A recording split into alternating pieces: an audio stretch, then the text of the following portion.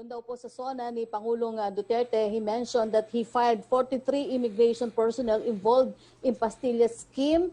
But the DOJ said that even though they're facing criminal and administrative charges, these personnel have actually reported back to work.